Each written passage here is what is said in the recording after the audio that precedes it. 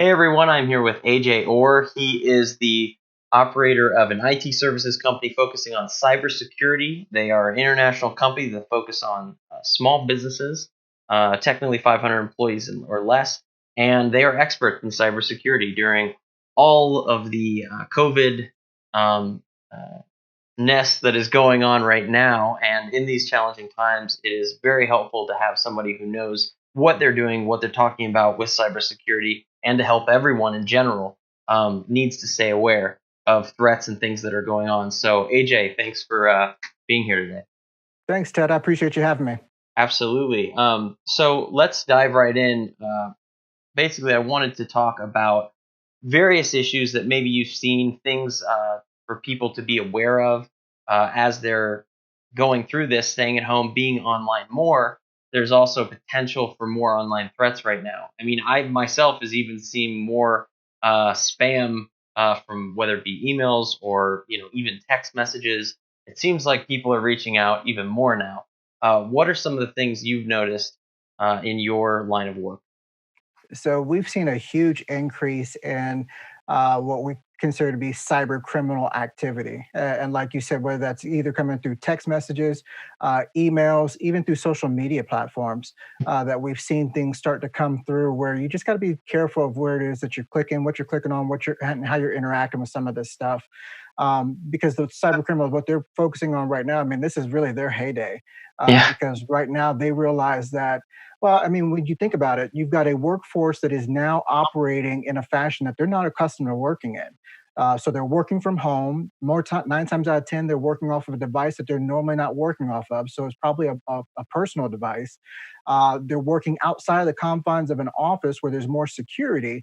And so now, you've got these users that are distracted with everything that's going on with COVID-19, all the concerns that are related there. They have less eyes on them, so they're scrolling all over Facebook a little bit more, doing a more personal stuff while they're intermingling work stuff, and that's what criminals are looking for. They're looking for a way that they can get in to a system that then they can then use it as a backdoor to get into the bigger corporations. So Yeah, absolutely. So speaking of that, people are, I mean, inevitably when there's, free time or less eyes being watched, maybe you have Netflix or other things going and, you're might be managing the kids and other things are going on. You might be having an influx of emails and you say, okay, whatever, if things look sort of okay and you're not paying attention. What are some of the things that you've been dealing with to kind of combat this and with businesses? So the biggest thing that we've been trying to do is just educate people on what their threats are and how they should be interacting online, whether it be through email, through text messages, or on social media, and how they should be treating the corporate data. Because really, from our perspective, that's the most important thing that we're trying to protect is the livelihood of the business and making sure that while this COVID-19 has really made a severe impact on businesses, and some of them don't know if they're going to make it through this, Hmm. the bigger issue is that the last thing that they want to do for those that are going to make it through it, the last thing that they want to do is to deal with a cyber attack on the back end of things. And so, by educating their staff and putting different security measures in place, we're able to help prevent that. Excellent. Yeah, I mean, undoubtedly this stuff is difficult and tough to deal with anytime. When you're not even dealing with this COVID situation now, businesses we've seen an increase obviously in hacks and people getting into corporate files and taking very personal things from people. So you mentioned kind of some statistics before, how difficult it can be for businesses that go through this. Um, do you want to talk about some of the clients that you work with and kind of an example maybe of the space? Yeah, so one of the stats that you and I kind of talked about offline was, 60%, there's a study that shows that 60% of small businesses that suffer a data breach go out of business within 6 months. And that's typically due to the fact that they can't handle the remediation time, so the lost downtime, then the cost to get everything back up and running, then any other kind of legal fees that may be associated with it, and then any other fines that they may be subject to. Hmm. So those things are what typically put them under. And so, from our standpoint, when we looked at cybersecurity, the goal was how do we reduce the time from which a data breach has been detected or a security incident has been detected. And here's what I mean. In the United States, the average data breach goes undetected for almost 206 days. So it's Hmm. almost 7 months of somebody having access to your system and data without you knowing. Wow. And so our job was to try to cut that down. And so we do real time uh, detection and response where we're able to see what's going on in real time based on a baseline of how your network normally behaves and operates. Hmm. And so that's kind of been our approach to the market space, and that's what we do for our clients is being able to detect internal and external threats in real time, so that we can prevent data breaches by isolating security incidents as they're happening rather than being retroactive and finding out about something 7 months after the fact.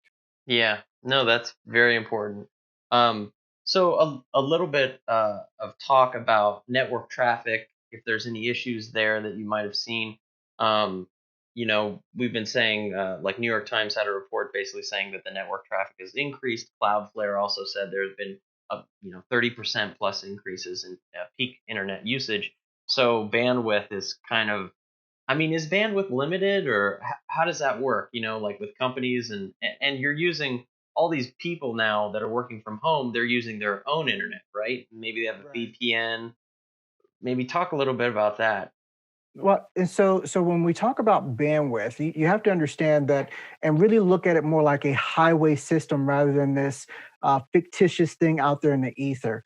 When you look at it from a highway perspective, you've got more people that are entering into the highway from multiple different locations all at the same time now because you have so many more remote workers. Hmm. And because so many people are working remotely, meaning that they're tying back into corporate systems or corporate information, whereas whenever they were in the office, all that stuff sat there, so they never hit the internet for those things. Hmm. But now they're accessing the internet for everything. Then on top of that, you've got more people that are doing, streaming conversations like we're having now, because I've seen an influx of all of those types of invites of, hey, we've got this event going on, and everybody's doing these Skype calls and Zoom calls and free conference calls. I mean, you name it. There's all kinds of different web services out there, and so all of them has seen a massive increase due to more people working from home and working remotely. And it's just causing some congestion on the back end, which is starting to slow things down. And so, yeah, there has been a definite increase in peak utilization. And so I think we're starting to see it's starting to level out a little bit more. But I know last week and the first week that we were into this mess, there was a lot of buffering, there was a lot of pixelation and bad calls because the system was just being overloaded. And I think now they're starting to balance that out and figure out how to manage that load. So I think it's going to be a little bit more stable, or as it started to stable out, I think we're going to be good. But once again, when you look at performance on the back end, that's another issue that we look at and face when it comes to remote workers. Yeah. So, do you believe the ISPs can handle this? I don't think they have a choice. Yeah. So I know that they're putting in things on the back end. I know that they're working really hard to make sure that there's good throughput on things and to minimize the impact Yeah. that things are having for clients. But as it stands right now, I think they're just doing the best that they can. Absolutely. We all are, right? That's the Absolutely. idea. So, is there a cyber security issue with this? From the ISP side, absolutely.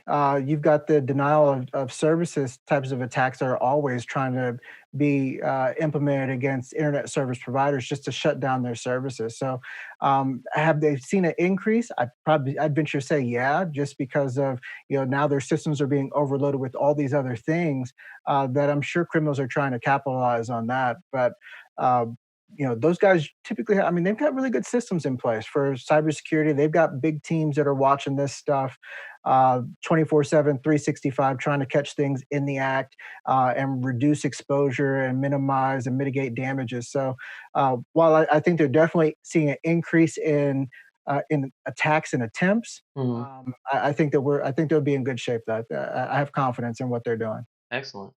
Well, that's great. That's great news. Is there anything you want to share, to people about awareness, about any cybersecurity before we talk about kind of your resources?